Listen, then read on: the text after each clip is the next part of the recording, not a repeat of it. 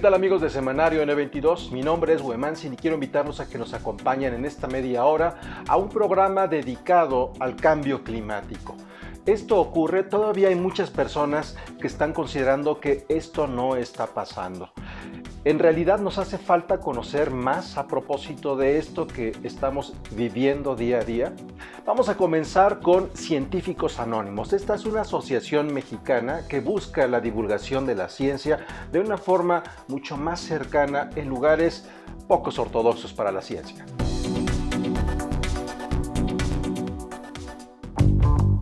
La ciencia que no es comunicada es ciencia que no ha sido hecha, cita Andrés Cota Iriart a la comunicóloga Elisa Marshall. Y es que si esa ciencia no llega al grueso de la población de manera digerible, ¿cómo entender que cambios tan drásticos en nuestro planeta, como sequías prolongadas, el derretimiento de los polos, incendios que devoran hectáreas de bosques y producen amaneceres distópicos color naranja, están directamente ligados con nuestras acciones? Si no logramos entender la raíz de esos problemas, ¿cómo podemos accionarnos para cambiarlos?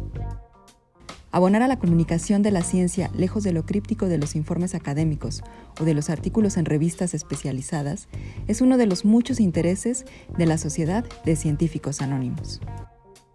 La Sociedad de Científicos Anónimos fue inspirada en una actividad que hacen en Inglaterra. Andrés y yo hicimos la maestría de comunicación de la ciencia juntos en Londres. Ahí nos conocimos. Y ahí tienen una actividad, se llama Café Científica, entonces se reúnen en cafés para hablar de la ciencia y nosotros siempre teníamos esta idea como de tropicalizarlo. A tropicalizarlo se refieren a que las reuniones ocurren en bares y cantinas y han llegado a convocar hasta 200 personas en tiempos pre-COVID. Son un evento científico de una noche en la que cualquiera puede jugar a participar en el guiso de la ciencia, como lo describe Andrés. Un diálogo bidireccional entre expertos y la sociedad en general. Y que en ese diálogo bidireccional, digamos al tú por tú, se elimine como pedestales, filtros, y entonces, de alguna manera, los científicos adquieren anonimato, porque para el grueso de la sociedad, pues sus credenciales y todo eso no tienen la misma validez que en los ámbitos académicos. Y por el otro lado, el público se vuelve como científico por una noche. La importancia de proyectos de divulgación como este es que ayudan a que la investigación de la ciencia llegue al gran público, que se genere una cultura científica. Pero, ¿qué es una cultura científica? Para mí sería tener una conciencia de la ciencia en términos de cómo funciona. Entender que se retraen cosas, que es un proceso lento, que no es una línea recta. O sea, entender ese proceso ya... Si la gente entiende eso, ya tienes una cultura de la ciencia, para mí. No es que la ciencia sea también cultura, es que es parte de esa cultura. Y esto de que se disuelven los fideicomisos, de los cuales una buena parte de sus fideicomisos tienen que ver con quehaceres científicos. Lo que sucede es que pues, para el grueso de la sociedad, para el grueso de la población, para los políticos incluidos, no es claro para ellos por qué es grave que se corten tales fideicomisos, ¿no? Porque entre que están esos prejuicios y entre que no se entiende bien o no se alcanza a valorar, hombre, lo fundamental que es de tener producción científica en un país, que es tan vital la importancia de producir conocimiento científico como comunicarlo. Y entonces, la labor es sacarlo y llevarlo a espacios donde todos se sienten cómodos y mostrarles que la ciencia no es nada más diferente que el arte o donde tú puedes ir a espacios a interactuar con él.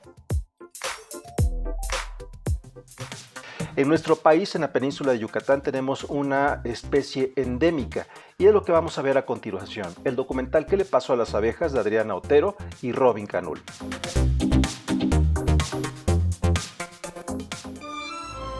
En 2012 murieron millones de abejas en Opelchen, Campeche, a causa de los pesticidas y herbicidas empleados en la siembra de soya transgénica a manos de Monsanto.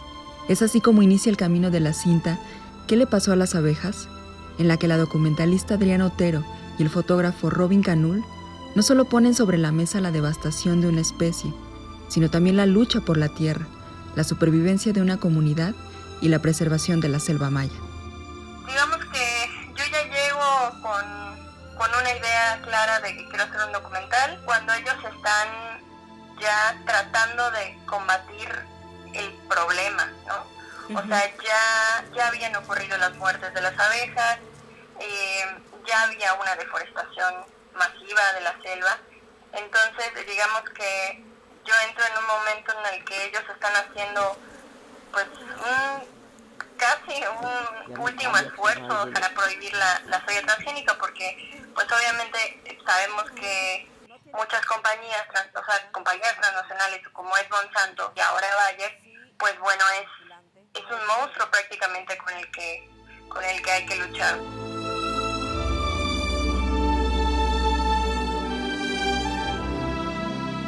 Las comunidades mayas se están enfrentando a un concepto que se tiene sobre el desarrollo, sobre el progreso, ¿no? Que está visto como desde el sector pues económico, o que tiene que ver con todas las megaindustrias, ¿no?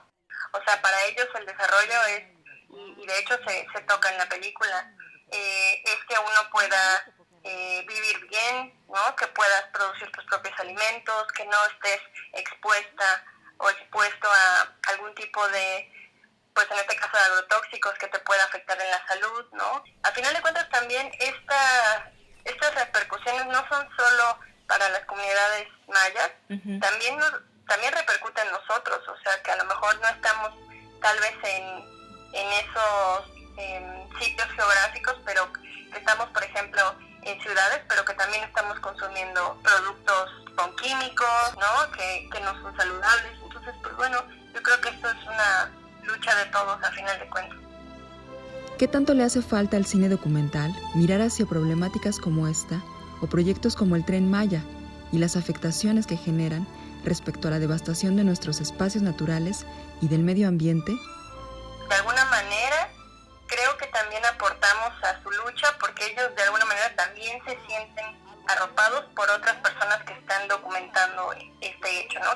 Nosotros como realizadores tenemos una responsabilidad muy grande de documentar este tipo de sucesos, ¿no? Que están ocurriendo tanto en la parte de justicia climática como en la parte de justicia social, ¿no? Que está pasando en las comunidades.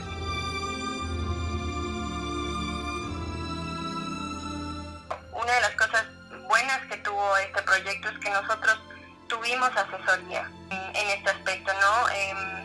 Pues habían investigadoras que, bueno, desde hace muchos años están tratando el tema y que nos ayudaron también en sí toda en esta cuestión de, digamos, como más compleja técnica, pero también nos ayudaron a cómo hacer que en una película, de un documental de 1 hora y unos minutos más, pudiéramos realmente transmitir esta complejidad, o sea, porque creo que ese fue el principal reto, que cualquier persona que pudiera ver la película pudiera entender la magnitud de lo que está ocurriendo, ¿no? Y todo lo que tiene que ver con la agroindustria y con las semillas transgénicas, ¿no?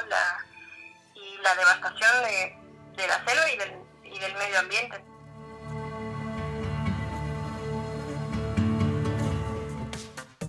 Esta historia que acabamos de conocer refleja lo importante que es considerar todos nuestros actos. Todo está conectado con todo. Hay un viejo proverbio budista que dice: no puedes deshojar una flor sin afectar a las estrellas. Y de eso se trata. Cuando estamos viendo lo que ocurre en las abejas, es un pequeño síntoma de lo más grande que está ocurriendo en otras partes. Vamos a hacer una pausa y al regresar hablaremos de algunas propuestas contra el cambio climático.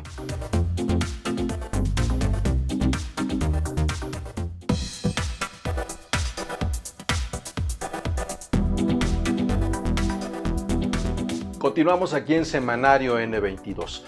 Este es un dato que es verdaderamente alarmante. Nuestro país, América Latina. En América Latina están los países con el mayor número de activistas por el medio ambiente desaparecidos y asesinados. Esto no es cualquier cosa, refleja también mucho de la política económica de la región. Vamos a conocer ahora un proyecto que resulta beneficiado por apoyos internacionales y que están también en el activismo. Ellos son Sea Shepherd y se encuentran en el mar.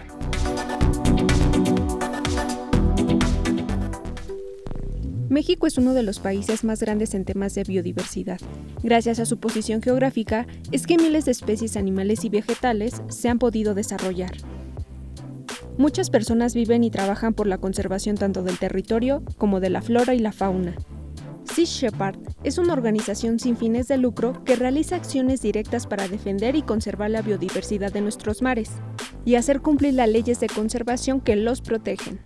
En México comenzamos en 2014, nació nuestra primera campaña, Tlanemani, es nuestra campaña de anticautiverio de mamíferos marinos, y hoy por hoy también alberga nuestras acciones contra la pesca ilegal y el tráfico de especies. Lanzamos campaña Chul de manejo de residuos, desde limpiezas de fondo marino, cuerpos de agua, hasta el destino final sustentable de los residuos, y Canal, que es nuestra campaña de protección y restauración de arrecifes, y nuestra cuarta campaña, que es campaña Marcelino, que es nuestra campaña de protección a la tortuga marina.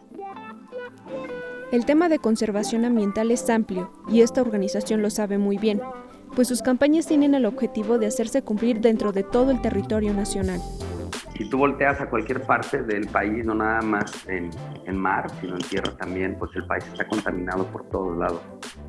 Entonces, automáticamente, pues como todos estamos conectados, aquí hay una afectación ya colectiva, no solamente a la fauna, no solamente a la flora, no solamente al agua, sino pues al ser humano también.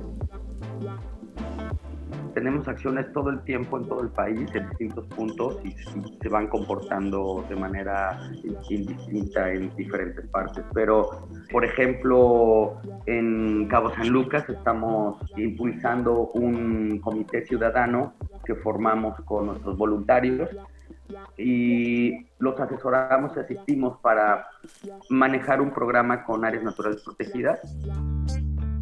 Un tema fuerte que sucede en medio del activismo de conservación de áreas naturales es la violencia contra estos protectores, pues diferentes hechos hacen que esto se convierta en un tema de lucha y de poder.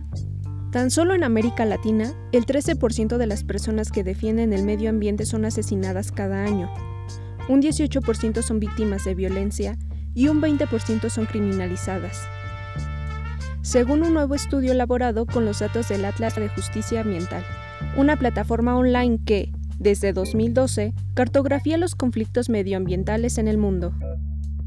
Sea Shepherd no ha sido la excepción, pues en 2019 y a principios de 2020 han sufrido ataques por parte de grupos de pescadores ilegales, cuando la organización se encontraba trabajando por la protección de la vaquita marina.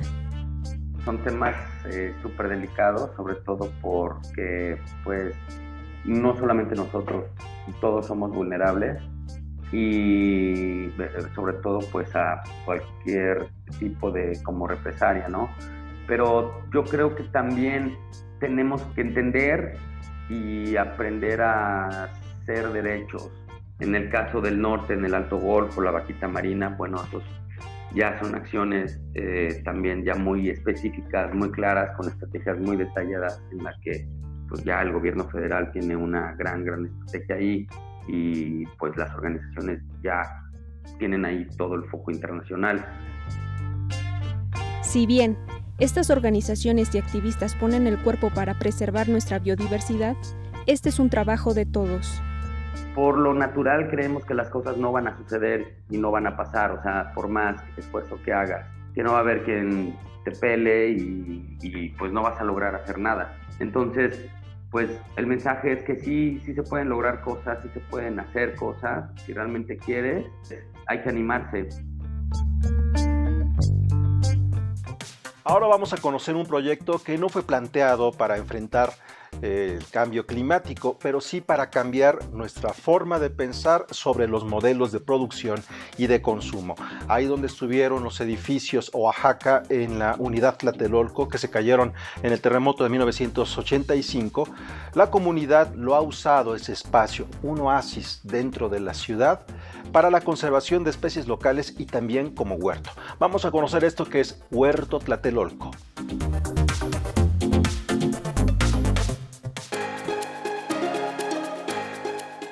Huerto Tlatelolco es un espacio un ejemplo, ¿no? Bastante único en la Ciudad de México. Es también pues, un ejemplo de un modelo que creemos que es replicable, adaptable a muchos espacios y que debería de ser parte de una política pública como un ejemplo de un huerto semilla.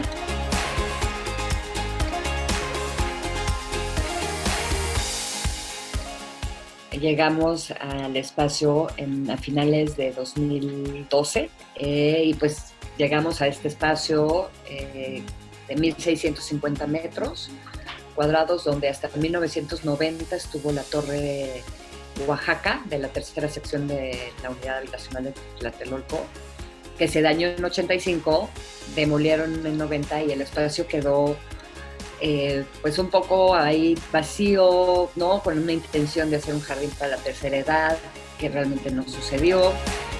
Pues la planeación fue sacar escombro. Obviamente era tanta la cantidad y el volumen que pues en algún punto se optó por recubrir o cubrir todo el resto del cascajo para empezar a producir composta y posteriormente empezar a sembrar diferentes tipos de árboles y hortalizas.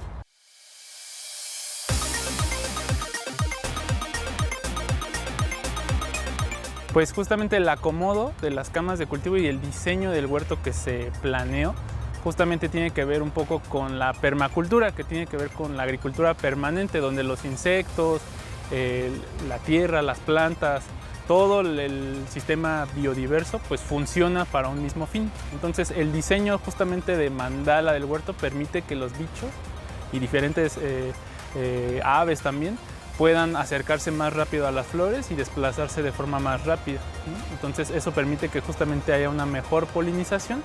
Ha sido un proceso de transformación muy evidente de cómo se puede recuperar un espacio que estaba pues abandonado, subutilizado, y se ha convertido en un área verde de calidad, donde ya hay estudios, investigaciones, incluso una tesis de arquitectura bioclimática que muestra los beneficios que tiene el huerto ya en términos de impacto en la bioclimática de la zona, ¿no? Disminuyendo casi 10 grados, 9.5 grados para ser exacto, entre la entrada del huerto al centro del bosque comestible.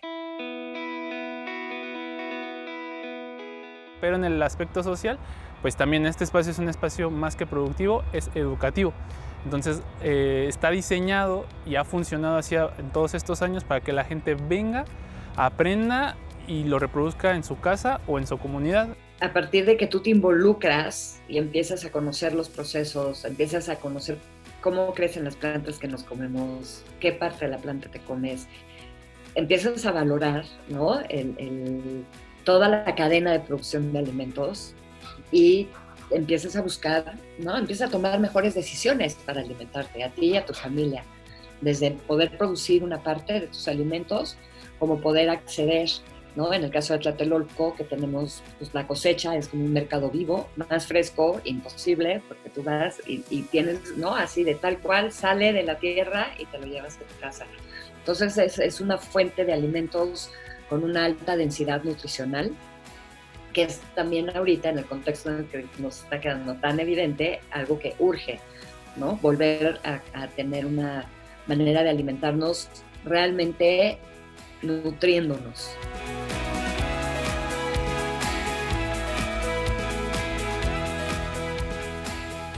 Para nosotros genera un orgullo. La verdad es que es algo bien padre que en la Ciudad de México, en concreto en el centro, pues se generen este tipo de proyectos que cada vez van más en auge. Estamos generando un área donde vienen muchísimas aves, insectos, ¿no? Entonces se ha vuelto un oasis en medio del centro urbano de la ciudad.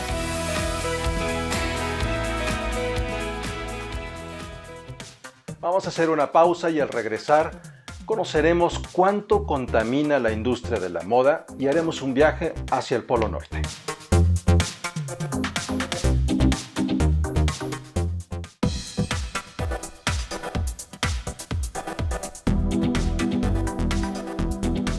Continuamos aquí en Semanario N22 para comentar algo. Toda la industria de la moda. Y no crea que los grandes almacenes o las grandes firmas, absolutamente toda la ropa que usamos las personas en este planeta significa la segunda industria más contaminante del orbe.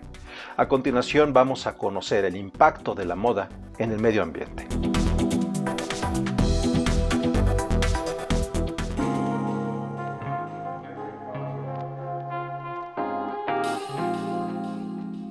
Todos los días hacemos uso de ella. Nunca cuestionamos su origen y rara vez investigamos el material con el que está hecha. Si nos gusta, la compramos y nos la ponemos. Cuando pensamos en las industrias que tienen un efecto dañino en el medio ambiente, vienen a nuestra mente la manufacturera, la de energía, la de transporte, incluso la alimentaria. Sin embargo, y de acuerdo con la Conferencia de la Organización de las Naciones Unidas sobre el Comercio y Desarrollo, la industria de la moda es la segunda más contaminante en el mundo. Los datos al 2019 de la UNCTAD indican que esta industria utiliza cada año 93,000 millones de metros cúbicos de agua, un volumen suficiente para satisfacer las necesidades de 5 millones de personas, y que también cada año se tiran al mar 500,000 de toneladas de microfibra, lo que equivale a 3 millones de barriles de petróleo. Entonces, ¿qué estamos consumiendo? El teñido de tejidos es el mayor problema de contaminación en la industria, pues filtrar las aguas residuales es costoso, y en centros de teñido de Bangladesh, la India y China, a menudo se descarga en los ríos de manera ilegal. Para confeccionar unos jeans se necesitan 7,500 litros de agua, cantidad que equivale al líquido que bebe una persona en 7 años. De hecho, el consumidor compra por término medio un 60% más de ropa que hace una década, y una pieza se utiliza solo 10 veces antes de ser tirada, según un informe de la ONU. Muchas preguntas surgen, sobre todo si existe la posibilidad de cambiar algo desde nuestra faceta como consumidores. La respuesta es sí. Independientemente de las medidas tomadas por algunas tiendas para que la industria dañe menos al medio ambiente, se puede decir que, al final, la única forma de hacer verdaderamente sostenible la industria de la moda es acabar con la cultura de desperdicio. En este panorama, surge también una de las soluciones y, a la vista, una de las más sencillas: reutilizar la ropa que ya existe. Hace algunos años el vestir con ropa de segunda mano estaba mal visto. Sin embargo, hoy es cada vez más considerado entre la población, pues además de poder utilizar ropa vintage, esto también conlleva una gran responsabilidad para con el medio ambiente, ya que cada prenda que se compra de segunda mano significa alargar el ciclo de vida de estas, que de otra manera hubieran terminado en la basura. Al usar ropa de segunda mano, se ayuda a todos los recursos naturales que se desperdician en las diferentes etapas de producción de ropa nueva, así como todos los elementos contaminantes que resultan del proceso. Como consumidores finales, tenemos que ser responsables, éticos y plantearnos qué hay realmente detrás de cada prenda que usamos y compramos.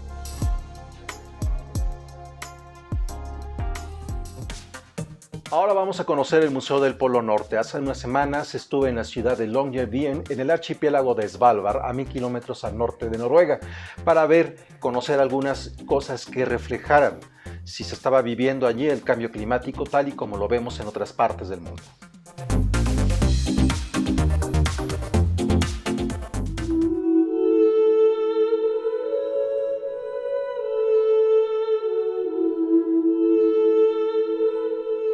Longyearbyen está a 8,425 kilómetros de la Ciudad de México, un equivalente a 32 horas en avión.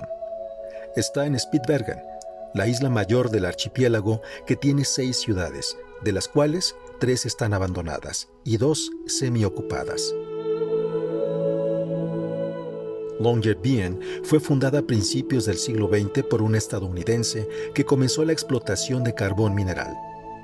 De las muchas minas que operaban, hoy solo queda una. Poco a poco han sido cerradas para evitar su impacto en el medio ambiente. Ahora el archipiélago en el Océano Glaciar Ártico es un paraíso para los amantes de la naturaleza y también un lugar donde el calentamiento global es evidente. En Longyearbyen está el Museo del Polo Norte, que busca contar desde los primeros asentamientos humanos en el siglo XVI hasta la actualidad. Allí hay fragmentos de objetos encontrados, ropas, arpones para cazar ballenas y mapas de principios de 1600. Sin falsos pudores se cuenta que al lugar llegaron cazadores de pieles exóticas y pescadores que pensaron inagotable este territorio ignoto. Hay amargos registros fotográficos de playas llenas de cráneos de morsas sin sus marfiles. En este lejano lugar, la historia local refleja la historia de la humanidad. En estas tierras estuvieron también los campamentos de muchos exploradores que intentaron conquistar el Polo Norte. Pocos sobrevivieron. Fue hasta 1911 que el noruego Roald Amundsen lo logró después de llegar al Polo Sur, y en 1926 repitió la proeza, pero esta vez en dirigible, desde la base de Ny-Ålesund, antigua población minera que desde finales del siglo XX es una pequeña estación científica internacional con 3 decenas de habitantes. Este último asentamiento humano en el norte del planeta, a 4 horas en barco desde Longyearbyen, no es precisamente un lugar turístico.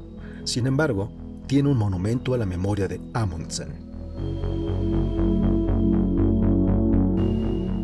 Esa expedición de Roald Amundsen llegó al Polo Norte y su dirigible siguió hasta Canadá. Hay una anécdota graciosa. Al llegar a América, encendió la radio para informar el éxito de su viaje y la primera señal que escuchó fue la estación de radio mexicana El Buen Tono. No son pocos los registros de la prensa de la época que lo celebran.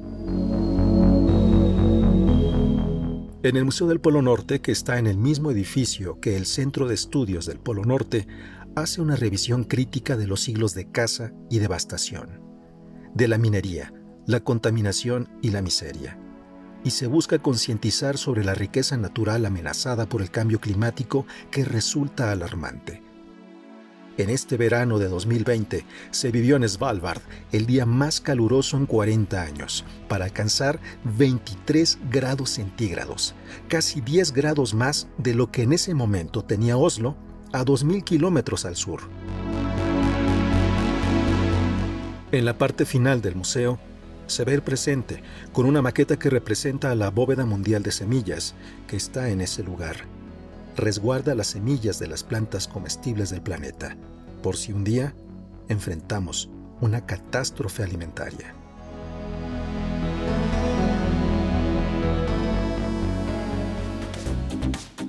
De esta manera llegamos al final de Semanario N22. El cambio climático existe, forma parte de los ciclos del planeta Tierra. Es cierto que nuestros actos están acelerando ese camino. Cuando vemos imágenes como las de Ny-Ålesund, en donde hay un iceberg con ciertos elementos ahí negros en el hielo, es el fiel reflejo de 250 años de actividad industrial humana. Ninguno de nuestros actos está libre de mancha de carbono. Pensemos en que nuestro impacto sea el menor posible. Nos vemos la próxima semana.